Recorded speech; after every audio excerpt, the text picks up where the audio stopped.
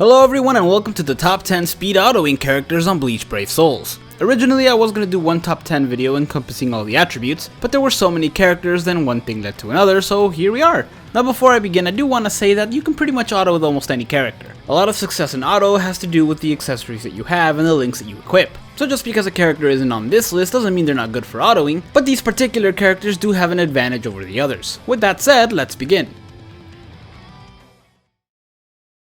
ここからは本気で行くぞ。波動の31着火砲。終われんのじゃ。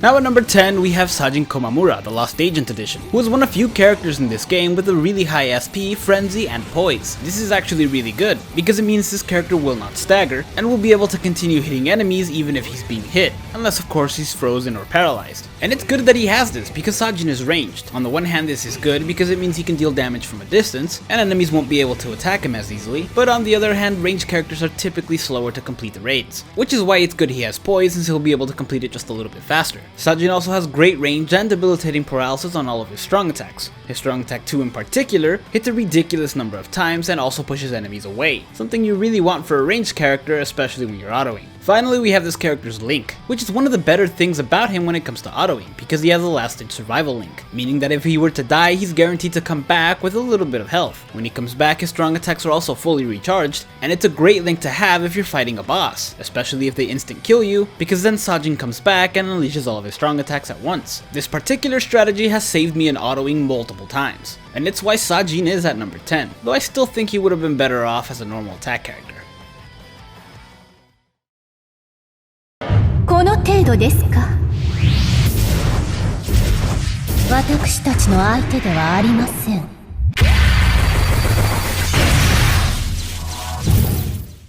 At number 9 we have the tag team version of Retsu Hana, a character who's actually really well equipped for autoing. She's got a super high SP as well as frenzy, and while she doesn't have the highest attack, she does have a plus 30 bruiser. She can also inflict paralysis on all of her strong attacks, and her strong attack 2 is a vortex move that surrounds her. This doubles as a shield, since enemies that are near it usually can't do anything against her. Now her SP isn't as high as Sahjhan's, and for that matter neither is her attack. She also can't inflict debilitating paralysis. The reason she's at number 9 though is due to her double killer, which pretty much doubles her usefulness, since you can take her anywhere that has a Rancor or Soul Reaper enemies. Not to mention there are several times that there's inheritance zones or droplet zones that have both of these enemies, meaning her killer is going to be multiplied either 3 or 5 times against all of them. In addition to that, she's also got a stamina recovery soul trait, which is one of the best possible things you can have for autoing, and it's boosted at 25%. At a Hojikusai, and she will be healing up to half of her health every time she enters a new area, which pretty much guarantees her survival for a good chunk if not all of the raid. Much like Sahjhan, I also think her abilities would be better if she was NAD, but even like this I still think she's a great autoing character.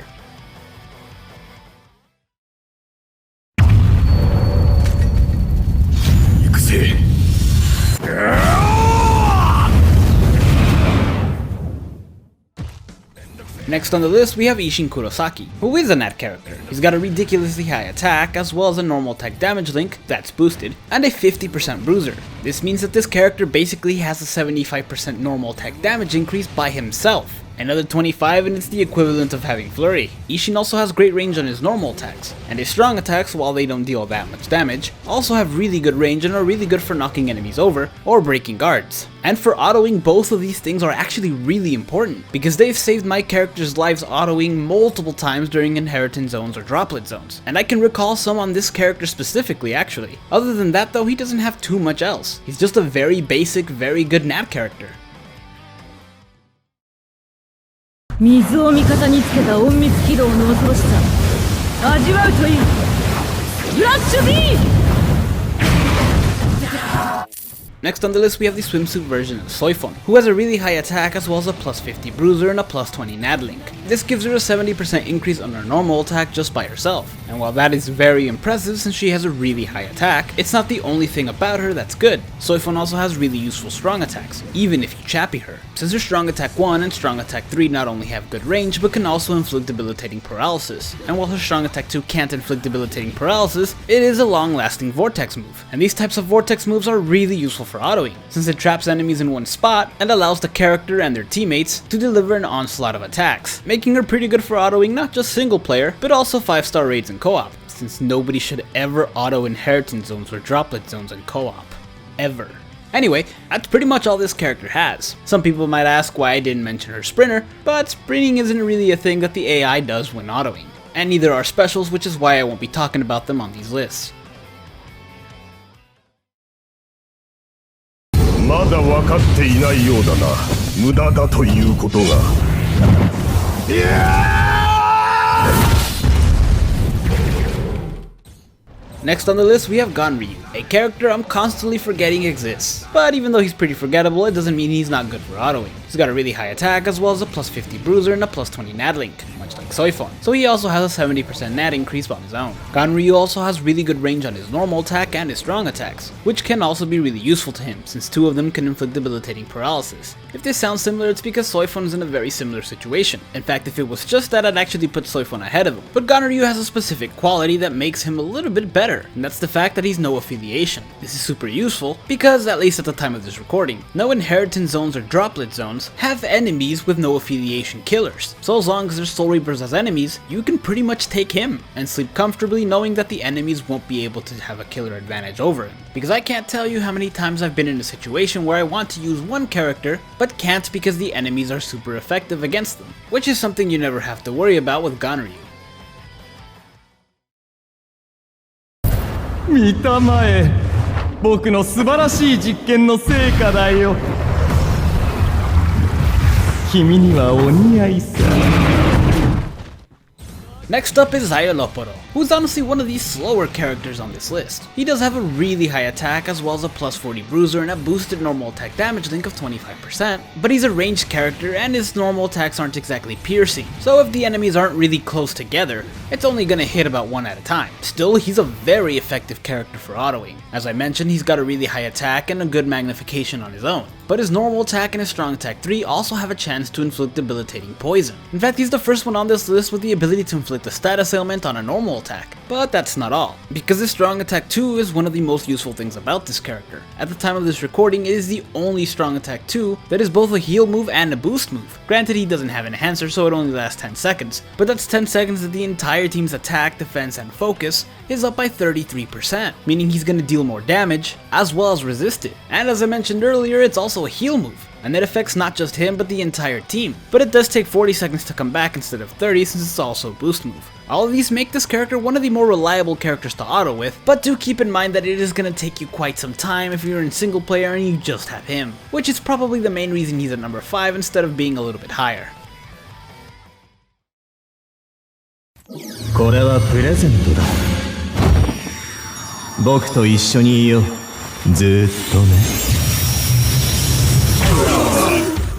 At number 4, we have the Cacao Society version of Tsukishima, who also has a pretty high attack as well as a normal attack damage link and a plus 40 bruiser. Now, Zayoloporo's attack is higher, and he does have a boosted link. That said, I do think Tsukishima is better than him for a number of reasons. The first of which being that his normal attack is actually piercing, meaning that even though they're both slow because they're ranged, Tsukishima is faster since his hit multiple enemies. Tsukishima also has a higher probability to inflict his status ailment, which is debilitating weakening, on his normal attack than Zayoloporo has on his. Also, for autoing reasons, having weakening is actually better, since your attacks will deal more damage, and if the enemy attacks you, they will only deal 1. Tsukishima can also inflict this on his strong attack 1 and his strong attack 3. Not to mention he's also got a higher SP, so they'll do more damage if you don't chappy him. Then there's Tsukishima's strong attack 2, which is one of the better things about this character. His strong attack 2 is a barrier move that puts 3 barriers around him and 1 around his teammates, and it protects Tsukishima from being hit 3 times. This is incredibly useful for autoing, and not just single player but also in co-op. Lastly, there's the fact that Tsukishima is human, and much like the no affiliation from Ganryu, there are currently no events that have enemies with human killers, so you're pretty much good to take him anywhere there's an Arankar.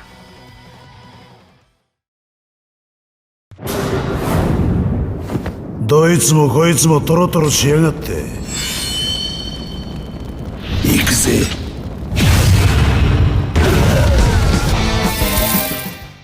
At number 3, we have Broken, a character who hasn't been this high up in the list in a while. Now this character may be old, and he doesn't exactly have the best killer for auto, but he more than makes up with that with the stuff that he does have. For starters, he has poise, so he really can't be stopped unless he's frozen, paralyzed, or killed. He also has flurry, meaning that his normal attacks are gonna hit twice. In addition to this, his strong attack 2 is also a boost move, so his attack, defense, and focus go up by 33% for 10 seconds. This helps him not just in single player but also in co-op since it helps the whole team. Finally, there's the fact that he's got a damage reduction soul trait that can be stacked up to 76%, making this guy extremely durable. Back in the day, he was actually the go-to autoing character, since it was very unlikely he was gonna be killed. In fact, if you build him correctly, it's still pretty unlikely, and it's why he made it this high up on the list, even if in some situations he is a little bit slower, while with having the Espada killer and all.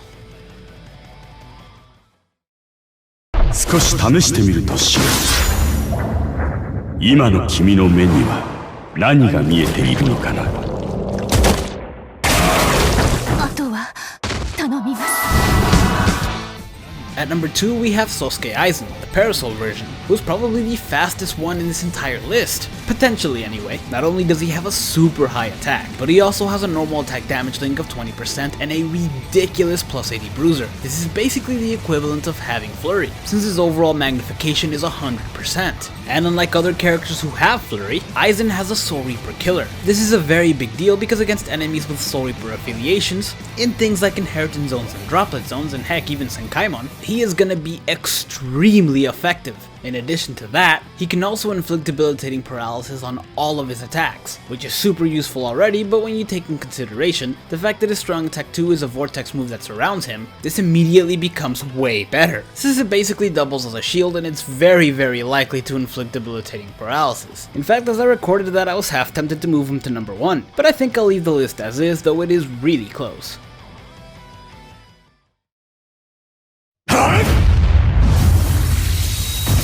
プラソイースケルダ・デル・ディアブロ